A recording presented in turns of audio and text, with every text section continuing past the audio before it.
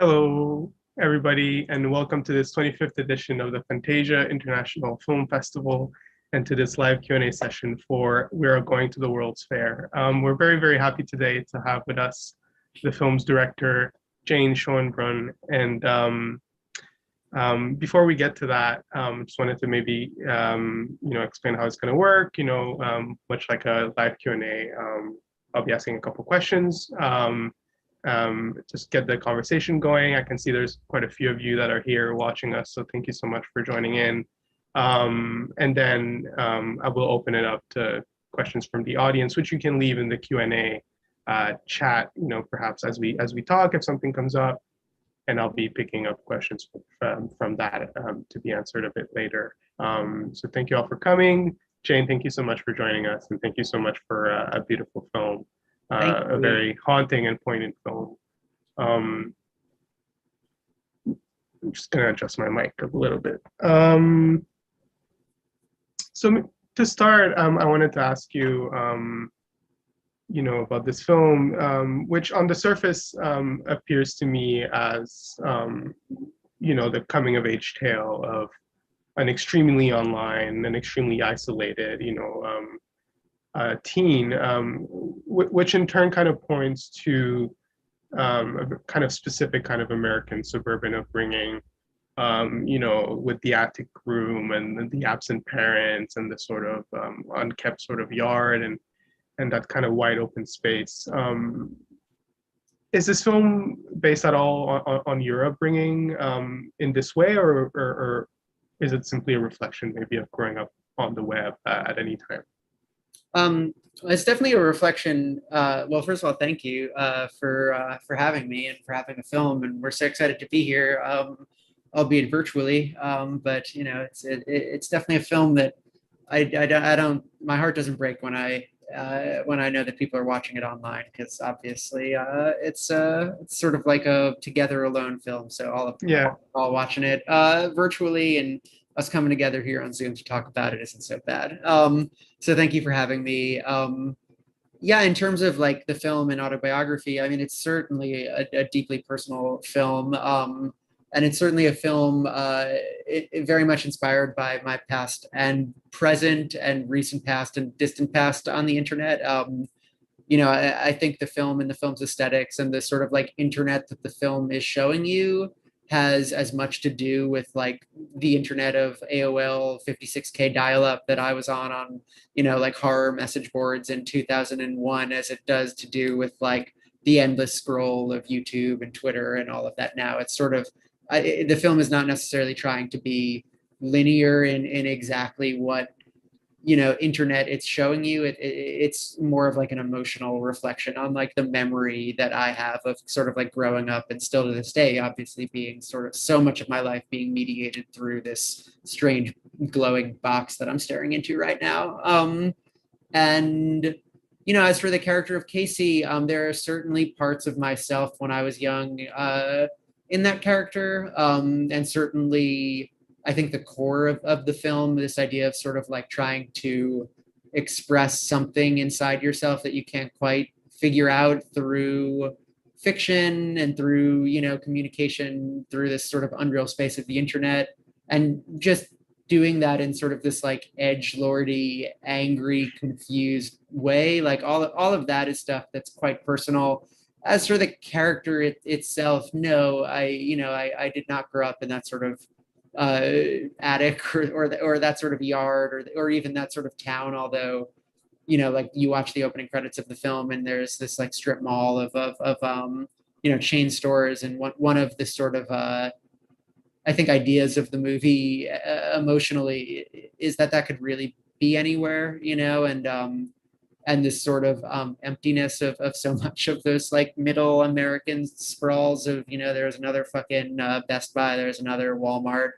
And certainly that feeling of like where I grew up being this sort of anonymous, unreal space. And so I'm going to look online for myself, that all is deeply personal as well.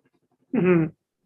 Was that ever a conversation maybe with Anna, who grew up in a different era of the internet? I'm curious about the the world building, which you mentioned tries to kind of capture the internet maybe as a whole or something like that, but there's something about the film that strikes me as sort of incredibly contemporary, in this sense of down to this sort of reference to creepypastas and definitely this sort of fake news-ish era that we're currently in, and the sort of distortion of truth.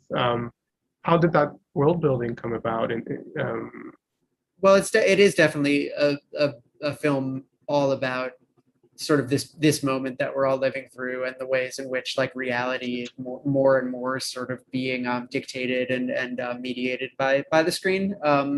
Although I don't think it's a new thing that our fictions are sort of controlling our realities. That I think is a much older sort of like very human phenomenon. But I'm fascinated by the internet and fascinated by the creepypasta community, and have known about that for a long time. I made a documentary, all archival documentary about the Slenderman stabbing. Yeah, I was gonna ask.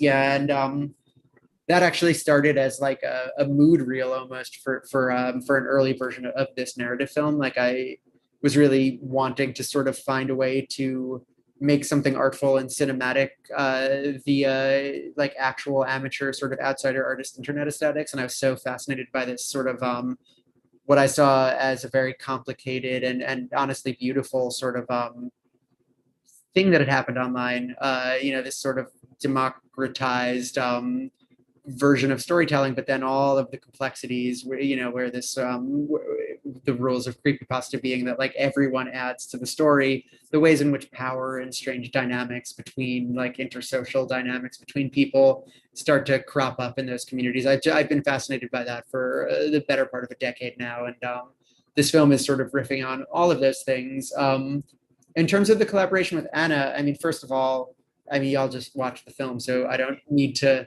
be the one to tell you that Anna is like the most talented and amazing. She's truly like an incredible, her craft with her acting. I've never seen anything like it. The amount that she put into this role and prepared and disappeared into this character, but while also retaining something that's so unique and compelling and personal to her was, it really was like we searched and searched and searched for the lead actor in this film for months.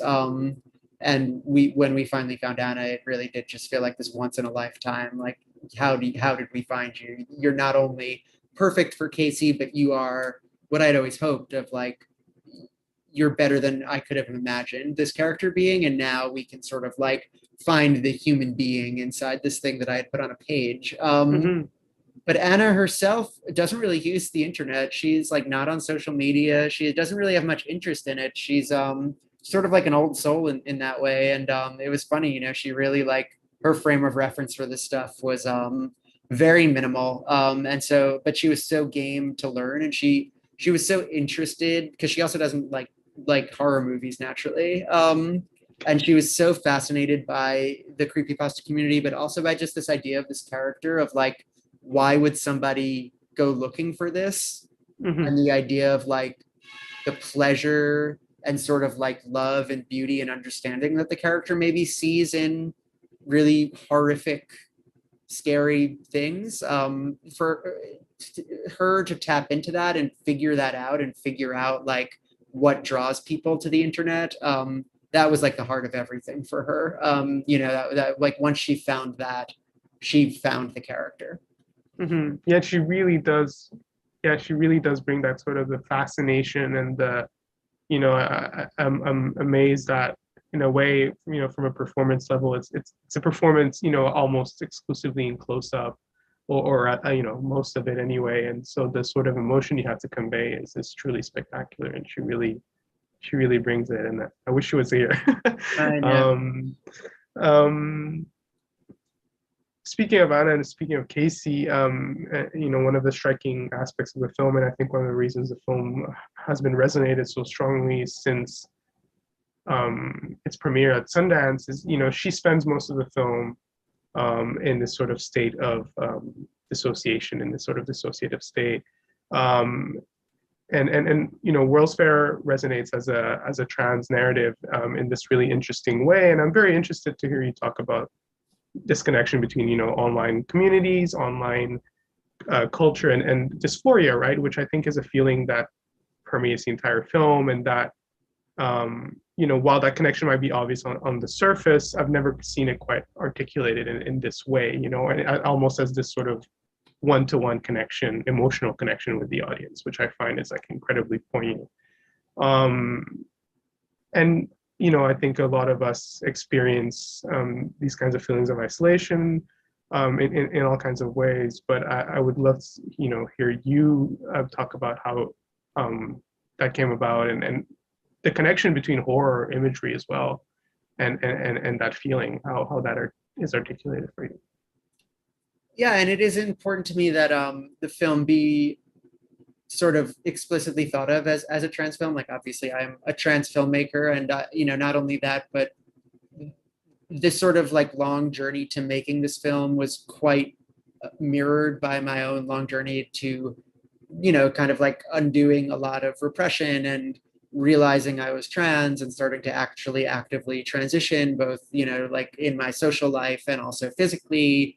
And so, like, how could it not be a film about all of those things, right? Like, even if it was about something, a bank robbery, like it would still be about those things. But I do think that, like, it was certainly something I was aware of the entire time that I was writing it, and sort of like reflecting back on, like a coming of age story, but like the way in which, like, when you're a teenager, you're searching for this sort of like identity, and a lot of people find that through daylight and friends and, out in the world. And that's not to say that the character isn't also doing that off screen. Like, the margins of the film are obscure, and they're careful to not tell you like what her day-to-day life is. She very well might have friends and a whole other life where she doesn't mention any of this, or she does mention it. But there's something, I think, like unique about, for people, and again, it's not exclusive to transness, but like queer people, people with disabilities, people who, for whatever reason, like, are not able to find the thing that they're looking for in daylight, essentially, and so they go looking for it somewhere else. And then there's also something like unique about the internet, and it's sort of the way it allows anonymity, right? And the way that it allows you to sort of disconnect from your body and be literally somebody else. Obviously, like, the World's Fair mythos and the World's Fair challenge in the film, which is literally structured around this sort of promise that you will become something terrible and something different. Just becoming, yeah. It's all about, like, sort of giving whoever is participating in this, like, a free pass to express whatever they want to express, that they aren't able to express in their given body or identity out in the real world. And as for like the dysphoria of it all, dysphoria is something that it can be really hard to try to explain to cis people, because it's something that if you don't have it, it's like you don't notice something you don't know that something can be broken if you've never broken it, right? And so the film is trying to exist inside of it. And some trans critics who've written about it discuss it as sort of like trying to capture this like wisp of smoke, and I really do think it is that. It's this sort of confusion and feeling of, like you were saying, disassociation, and not quite knowing you're there, and not quite feeling real, or feeling like there is another real life somewhere else that you need to get to. And then just like little moments in the film, as you were saying also, with like the horror imagery sort of being drawn to like the grotesque or to body horror, finding something soothing in an acknowledgement or even celebration of there being like something wrong, or some disconnection. I think all of this is a reflection on, things that obviously like I felt on my journey, and that it's been so amazing to see like other people pick up on that and really relate to it deeply, who've had those experiences as well. And especially because I think we're so used to trans stories that just like bludgeon you over the head with like these very shallow versions of like what it means from the outside to be trans, that Sure, sure, yeah. this is so much more trying to just express something honest and internal. A feeling, yeah, like a I, I'm curious to as to your relationship with horror cinema and imagery and its tropes perhaps as well, because another kind of striking element of the film that is the way that I think it sets up all kinds of genre expectations, right? It flirts with horror, it flirts with the supernatural. It creates this ambiguous space um, in a way that I think allows you then to kind of completely subvert those expectations and make not only the ending but the sort of emotional progression of the film all that more poignant. And I'd love for us to talk a bit about your relationship to horror as it relates to identity and but also filmmaking. What you take from it and how it informed a film that I can imagine maybe reads differently on the page, but once you sort of infuse, you have to go into a shoot with that lens in mind for it to come out this way. And I think it's a really interesting affect when you're watching the film, and especially as being fed on all the paranormal activities and so on and so forth. As a genre programmer too, you're going Yeah. into something blind and you expect something and you're getting something else. I think I'm a lot more truthful. Yeah, subversion, obviously, of a lot of the genre tropes is something that the film is very consciously trying to do. And my personal relationship to horror is that I adore it. We're what, like 3 weeks away from September, like September 1st, October 1st, I'm just like nonstop. That's my favorite time of year, and I always have. My earliest memories are like reading Goosebump books and watching Are You Afraid of the Dark? And then, in like fifth grade, watching every Nightmare on Elm Street movie from the video store. And Yeah. it was like, and this is the thing that I think can be really hard to explain to people who aren't lovers of horror, that's so apparent there in the film. And this is again the thing that like Anna was really searching for as we developed the character, was like the way in which there's something in you, or you just like experience it young, and like that phenomenon of being scared, or of like renting that thing with that bloody gross cover, the way that can be like so beautiful and so fun, and like so magical, especially when you're a kid, and then when you're an adult you're like trying to sort of like recapture that magic every September and October as spooky season comes in.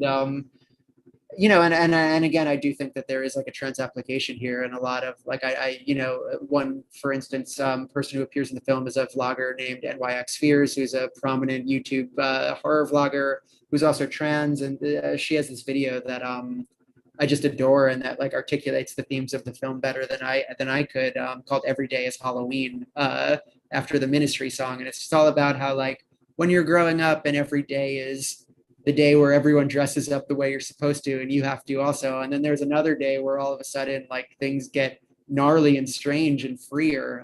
The way that like as a trans person, as a person who doesn't feel right in their body or in the normative world, like that how that can be and feel really, really special. But as to just like the way that the film is sort of utilizing and subverting and almost like weaponizing your expectations of a genre film, this is a film that's like not just made by somebody who loves horror, but that is made by a character that loves horror, right? Like Casey is in control of the camera for much of the film, and this is somebody who is playing this horror game, and just like you would see in the creepypasta forums, or YouTube channels, they're ripping off a lot of tropes that they adore from Blair Witch or from Paranormal Activity, and so you sort of, there are genre conventions that like this character would know about, that this character is sort of following, right? Like the genre convention of being possessed, and they're going to kill their friend or their dad or whatever it might be. Like those are things that you just see over and over again in these creepypasta stories, and like Slender Man web series or whatever. And so it's like the character is smart enough to know about that. She has that line where she says, like, wouldn't it be cool to live in a horror movie? And that's like genuine. That's the character's perspective. But for me as the filmmaker, it's also about, I'm not so interested in like and maybe someday I will be, but like right now I'm not so interested in just like making a film that's a really scary movie, you know, for the sake of like making, I love watching them, but it's just not what I want to spend 2 years of my life on. Is like, let me make the thing that scares you the most or gives you the most satisfying traditional genre experience. What I'm Yeah, really yeah. interested in right now is like, how can I use these tools and these sort of conventions of genre that I adore and have such warmth for, but to say something different and something really personal.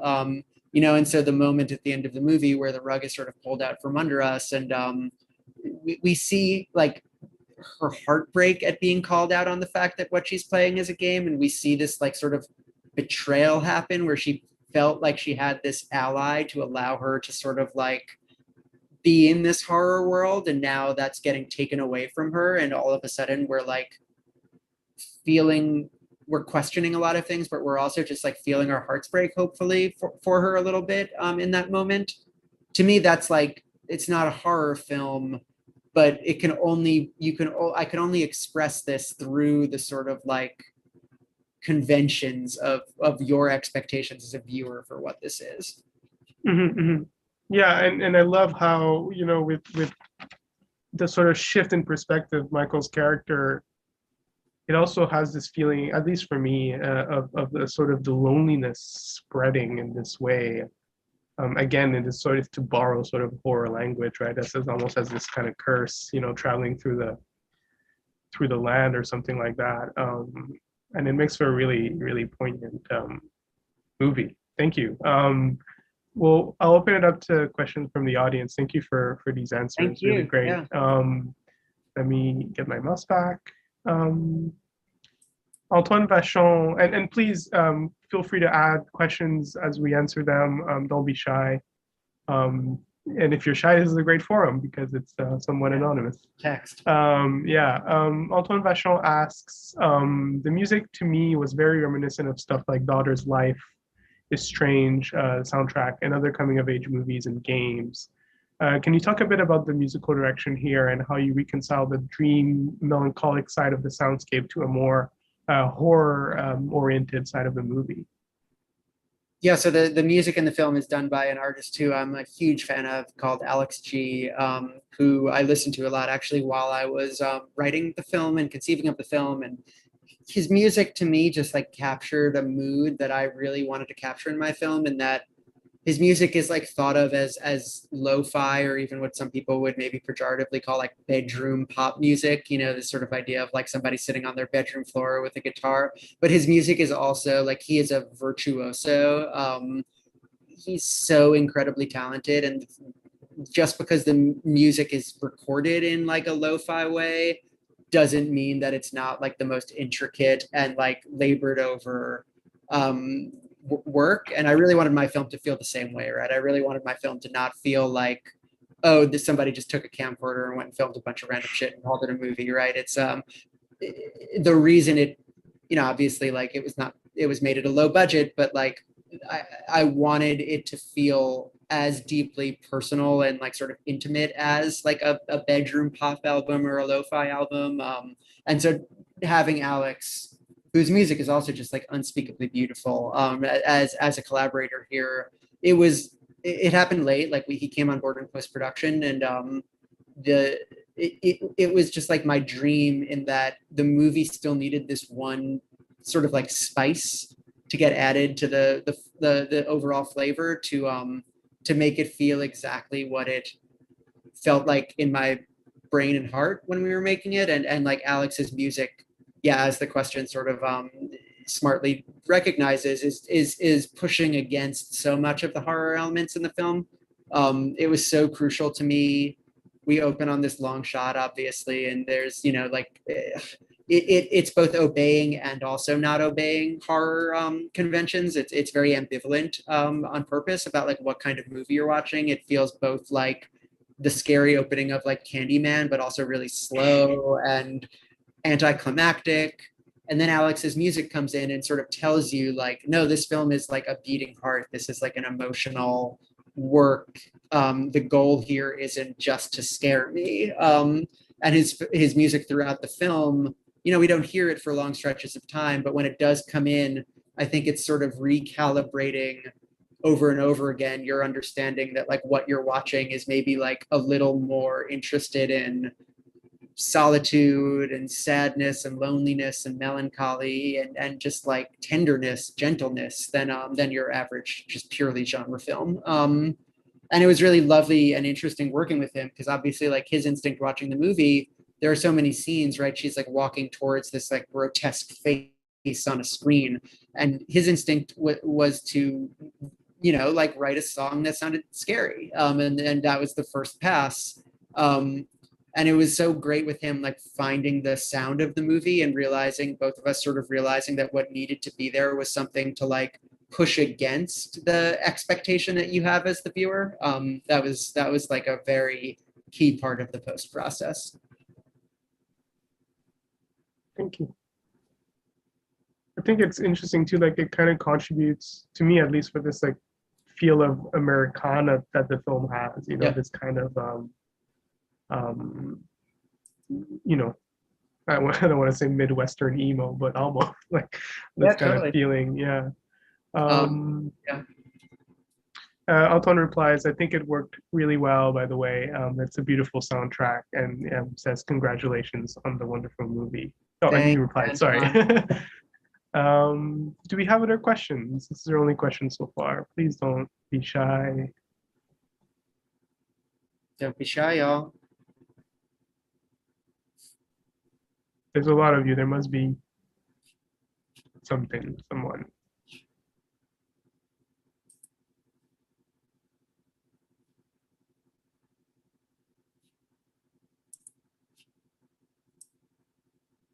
Andres asks, terrific work, Jane, and thank you for these insights. Can you speak a bit about the shooting of the film? Was Anna alone in her room during takes, or were you directing her in person?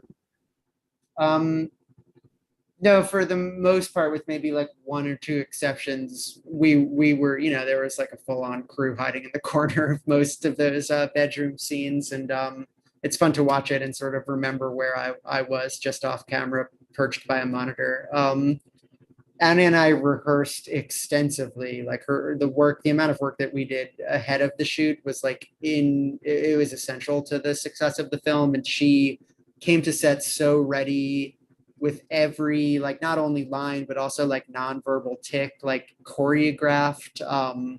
You know, and especially for these really long takes, she was nailing things on the first take like regularly. It was incredible to see, and the result of a lot of hard work.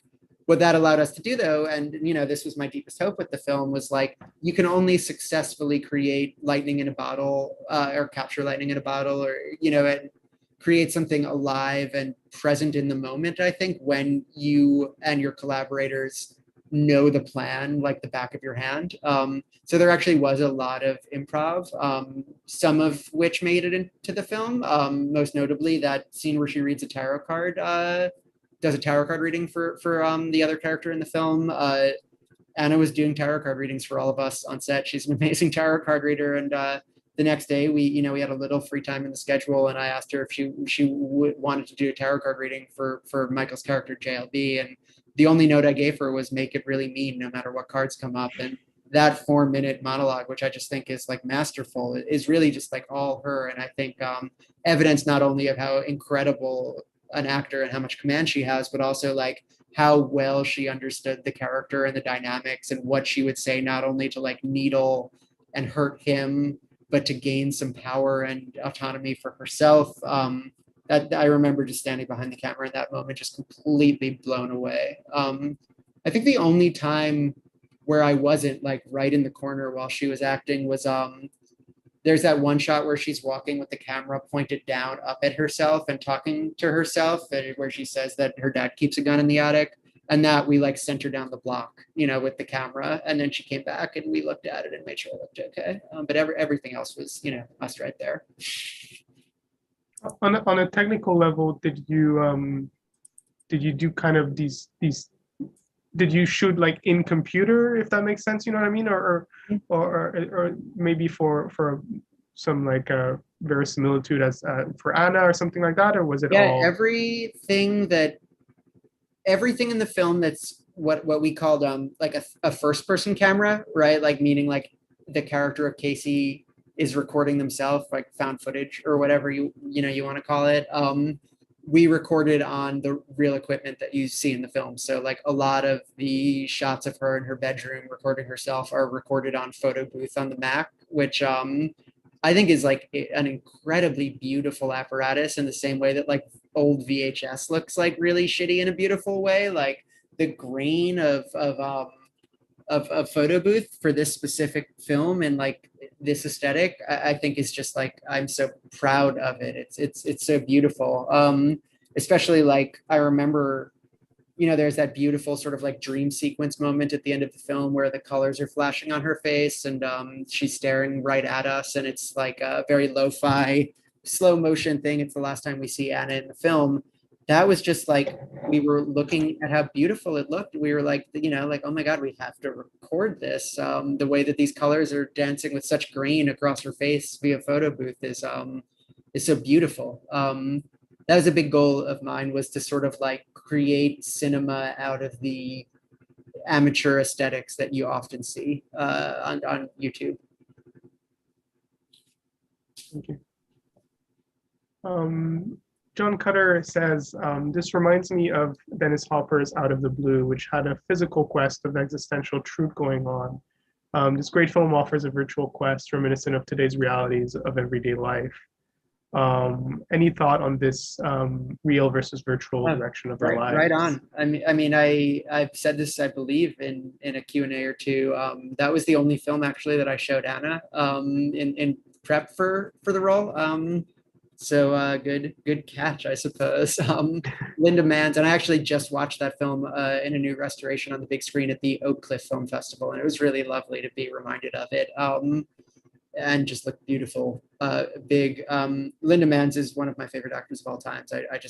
She was in 3 movies ever, and every one of them I think she's incredible in. And I think Out of the Blue is the crowning achievement. And when I was trying to express to Anna like the level of performance that I felt that like she was capable of giving here, it was the first thing I thought of, because it's just such a tough character, but also with so much vulnerability hidden right underneath it. And the way that like it just feels like she is like an auteur in her own right. Like, as much as that's a Dennis Hopper film, I think it's like a Linda Manns film. Like she commands the screen, and you just feel her personality in it so deeply. This is like everything I wanted for the collaboration with Anna, and I really think we achieved it. And I even to be compared to that film is an honor. In terms of like virtual versus real journey, yeah, I don't know. It's certainly like a character in a similarly desperate place that maybe they don't quite realize how desperate a place they're in this like sort of tender teenage time. And like a character on the edge or on the verge of something. And real versus virtual, I guess, like to me, it's an interesting distinction, because to me, it's a very porous distinction, right? Like I think one of the things that this film is so fascinated by, like, is how real is the virtual, right? And like how much of what she's telling us is real and how much is just play.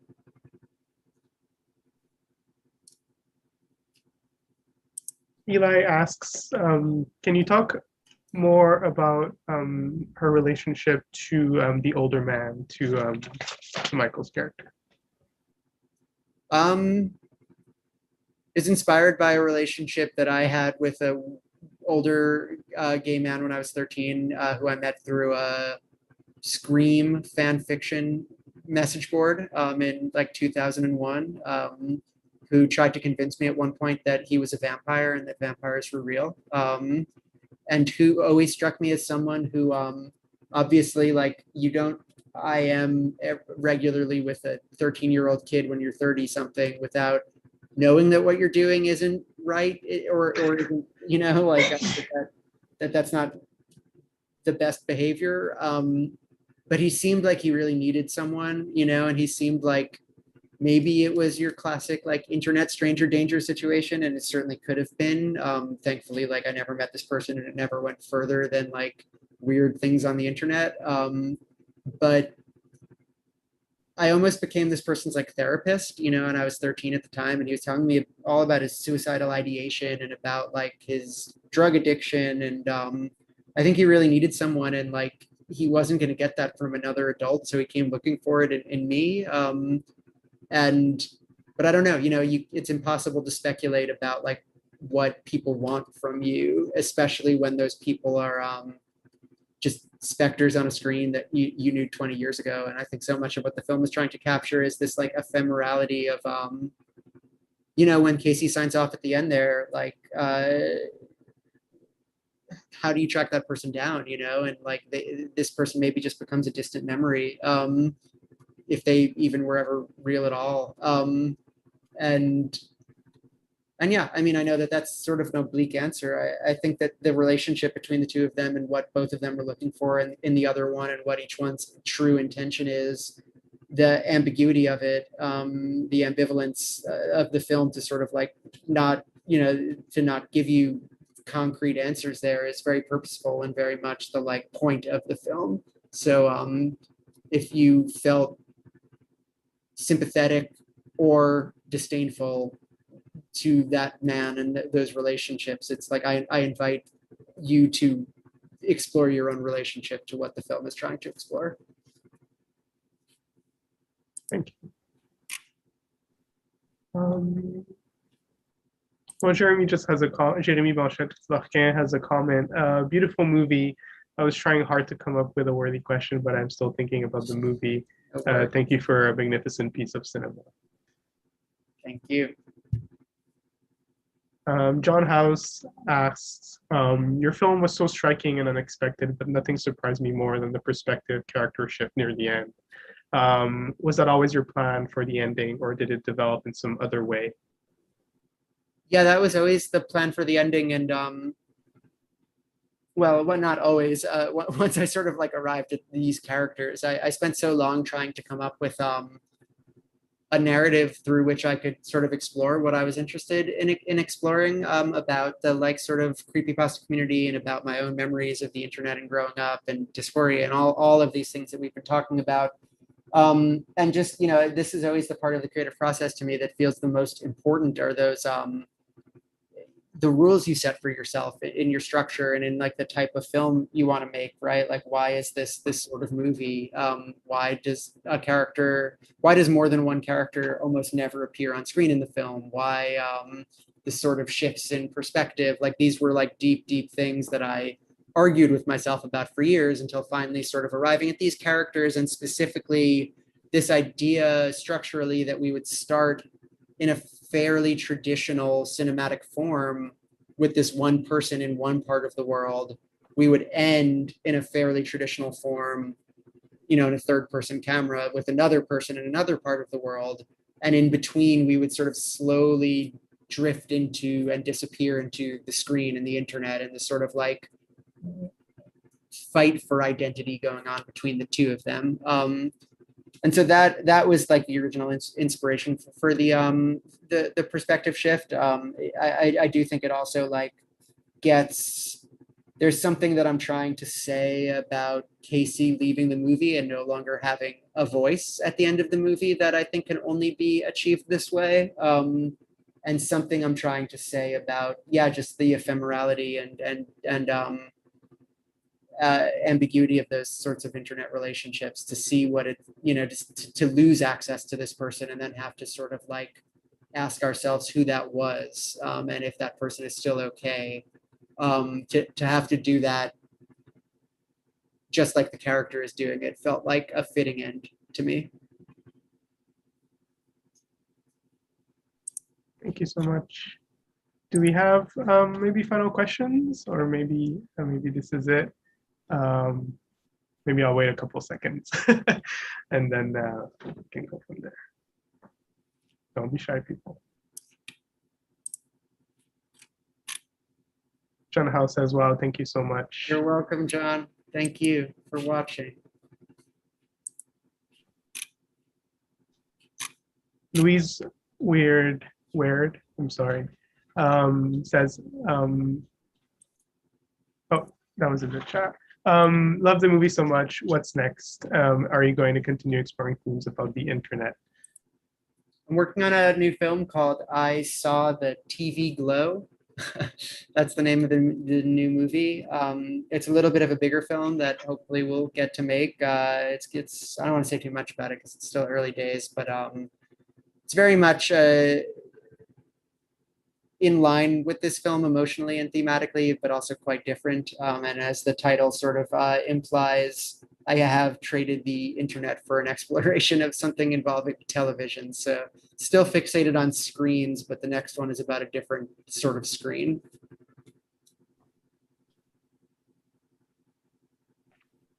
Well, awesome. Thank you so much, Jane. I think we can maybe wrap it up with this one. Thank you for a wonderful film. Thank you, everybody, for your great questions. I'm sorry, I'm monitoring in case there's like a last one or something. Yeah, thank you so much for a wonderful film. And Yeah, thank you for having questions. me. And thank you for watching the film, everybody. This has been lovely. Yeah, thank you. And I like for once that, you know, the form fits the form fits the message, a message fits. Anyway, you know what I mean. Thank you. All right, everybody. take care, Ariel.